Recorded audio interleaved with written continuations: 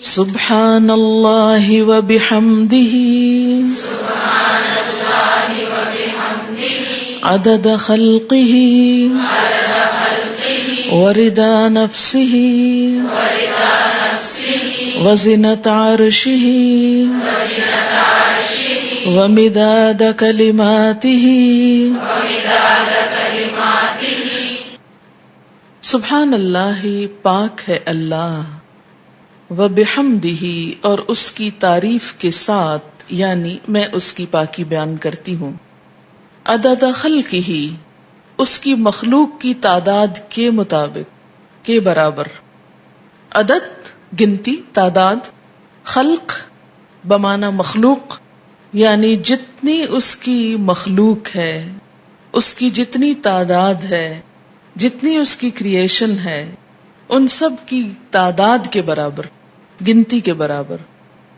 وردا، اور رضامندی، نفس ہی، اس کی نفس کی، یعنی اس کے نفس کی یا اللہ تعالی کی ذات جس چیز پہ راضی ہے اور جتنی تعریف پہ راضی ہے اتنی تعریف کرتی ہوں.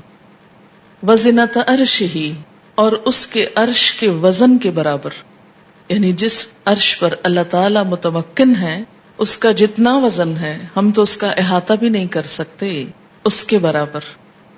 ومداد، اور سیاہی، کلمات ہی، اس کے کلمات کے لکھنے کی. یعنی قرآن پاک میں آتا ہے کہ اگر سارے سمندر سیاہی بن جائیں اور اتنے ہی اور بھی، اور سارے درخت قلمیں بن جائیں اور اللہ کے کلمات، اس کی تعریف لکھی جانے لگے تو سارے سمندر خشک ہو جائیں، لیکن اللہ کی باتیں کبھی ختم نہ ہوں.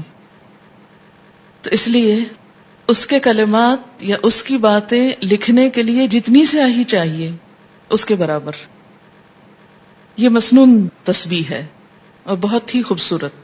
چند لفظ ہیں لیکن ایک بندہ مومن کے دل کے اندر اللہ تعالی کی محبت کے لیے، اس کی عظمت بیان کرنے کے لیے جو اس کے جذبات ہیں اس کی ایک عکاسی ہے.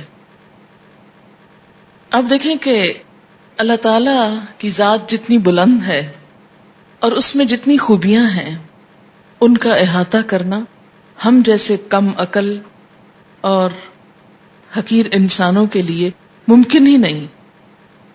نہ وہ ہماری عقل میں سما سکتا ہے، نہ ہمارے تصور میں، اور نہ ہی ہماری اتنی زندگی ہے، نہ ہماری اتنی قوت ہے، نہ اتنی طاقت ہے، مجال ہے کہ ہم واقعی اس کی تعریف کا حق ادا کر سکیں. اس کی تسبیح کائنات کی ہر چیز بیان کر رہی ہے. وَإِن مِّن شَيْءٍ إِلَّا يُسَبِّحُ بِحَمْدِهِ، کوئی چیز ایسی نہیں جو اس کی تسبیح نہ کر رہی ہو. وَلَٰكِن لَّا تَفْقَهُونَ تَسْبِيحَهُمْ، لیکن تم ان کی تسبیح کو سمجھتے نہیں ہو. سَبَّحَ لِلَّهِ مَا فِي السَّمَاوَاتِ وَمَا فِي الْأَرْضِ، تسبیح کر رہی ہے اللہ کی ہر وہ چیز جو آسمانوں میں ہے، ہر وہ جو زمین میں ہے. جب ہر چیز اس کی تسبیح میں لگی ہوئی ہے تو میری زبان اس کی تسبیح سے خالی کیوں رہے؟ اگر میں نہیں کروں گی تو میری محرومی ہے. اللہ تعالیٰ کا تو کچھ بھی نقصان نہیں. بے شمار فرشتے صرف پیدا ہی اس لیے ہوئے ہیں کہ وہ اللہ کی تسبیح بیان کریں، اس کی تعریف بیان کریں. اس لیے تسبیح کرنا سراسر خود انسان کے اپنے فائدے کے لیے ہے. اس طرح انسان باقی کائنات کا ہم نوا ہو جاتا ہے. جس ذات سے جتنی محبت ہوتی ہے اس کے لیے الفاظ کا چناؤ اتنا ہی مشکل کام ہوتا ہے، اور اللہ کی تعریف کے لیے الفاظ کا چناؤ ہم عام انسانوں کے بس میں نہیں. اس لیے ہمیں لازمی طور پر سہارا لینا ہے نبی صلی اللہ علیہ وسلم کے الفاظ کا. تو آپ نے جو الفاظ سکھائے مسنون بھی ہیں اور بہت جامع بھی ہیں. آپ صلی اللہ علیہ وسلم کی یہ خصوصیت تھی کہ انما اوتیت جوامع الکلم، مجھے جامع کلمات عطا کیے گئے ہیں.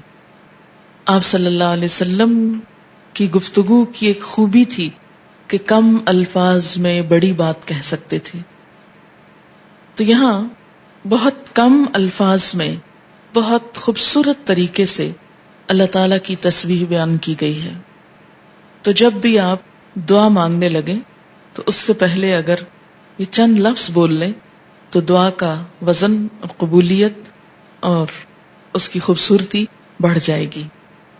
اب دیکھیں کہ دعا کے شروع میں اور آخر میں تسبیح پڑھنا اور درود شریف پڑھنا یہ ایسا ہی ہے کہ جیسے کسی کو کچھ دینے کے لیے آپ ایک خوبصورت جیسے گفٹ پیپر ہوتا ہے یا اچھا کوئی برتن ہو سکتا ہے یا کوئی بھی چیز جس میں آپ کوئی چیز ڈال کر دے رہے ہیں. مثلا آپ نے ایک خوبصورت خط لکھا اور گندے سے انویلپ میں ڈال کے دے دیں تو وہ تاثر کیسا ہوتا ہے؟ درست نہیں ہوتا. اسی طرح آپ اچھی سے اچھی بات کہنا چاہیں مگر الفاظ اچھے نہ ہوں تو اس کے اندر خوبی نہیں آئے گی اچھی سے اچھی بات میں. تو الفاظ کا اچھا چناؤ اور دعاؤں کے آگے پیچھے اللہ کی تسبیح یہ بہت ہی ضروری ہے اور بہت مفید ہے، اور اس سے بڑھ کر جامع الفاظ کم ہی ملیں گے آپ کو. اس لیے ان کو یاد بھی کر لیجئے اور عادت بھی بنا لیجئے. اب اس شعور کے ساتھ جو کچھ ہم نے اس کا معنی سمجھا ہے، مثلاً عدد خلقی ہی، تو آپ سوچئے ذرا کہ اس کی مخلوق کی گنتی. مثلاً کہا جاتا ہے کہ آسمانوں پر جتنے ستارے ہیں اگر ان کو فرضی نام دے دیے جائیں، مثلاً ABCD، تو ان ناموں سے پکارنے میں یا ان کی صرف گنتی کرنے میں 400 ملین سال چاہیے، کیونکہ انسان نمبر 1 تو احاطہ ہی نہیں کر سکتا. اور اگر صرف گننے لگے ان کو، صرف ستاروں کو، ابھی زمین کے ذرات کو نہیں، ریت کے ذرات کو نہیں، اگر آپ میں سے ہر ایک کو پورا کراچی شہر مثلاً سمندر کے کنارے پہنچ جائے اور ایک ایک گلاس ریت کا اٹھا کر اس کو دے دیا جائے ہر شخص کے کہ اس کے ذرات گنو، تو میرا خیال ہے کہ صرف وہ ذرے گننے میں اس کو کئی سال لگ جائیں، ایک عمر بیت جائے. تو ہم نہ تو یہ ذرات گن سکتے ہیں، نہ یہ ستارے گن سکتے ہیں، اور نہ ہی ہماری اتنی عمر ہے. تو یہ ایک تسبیح لے کے اگر ہم چند دفعہ سبحان اللہ کہہ بھی دیتے ہیں تو اس سے حق نہیں ادا ہوتا. سارا دن بھی بیٹھ کے تسبیح پڑھیں تو مت کبھی سوچیں کہ ہم بڑے عبادت گزار ہو گئے اور بہت کچھ کر لی. کچھ نہیں کیا. کبھی اپنی عبادت کا انسان کو غرور نہیں آنا چاہیے، نہ کبھی عبادت کے تکبر میں مبتلا ہوں، کیونکہ ہم اللہ کا حق ادا کر ہی نہیں سکتے. تو پھر جب انسان یہ کہتا ہے عدد خلقہ ہی، تو گویا وہ سب کچھ گنا گیا جو آپ ویسے نہیں گن سکتے. لیکن شرط یہ کہ دل سے کہیں عدد خلقہ ورضا نفسہ، اتنی تسبیح جس پہ وہ راضی ہو جائے. بس مجھے اس کو راضی کرنا ہے، میں جب تک تسبیح کروں گا جب تک وہ راضی ہو جائے، اس کی رضا کے برابر. وزنۃ عرشہ، اور وزن میں اس کا عرش، اس سے وزنی کوئی چیز نہیں، اور اس کے کلمات لکھنے کی سیاہی کے برابر. وہ کتنی ہے اس کا احاطہ بھی ہم نہیں کر سکتے. اب آپ دیکھیں لیکوڈ بھی آ گیا اور ایبسٹریکٹ چیز بھی آ گئی اور ٹھوس چیز بھی آ گئی، یعنی ہر چیز کا ایک طرح سے احاطہ کیا گیا. اب اس تصور کے ساتھ تسبیح پڑھی. سبحان اللہ و بحمدہ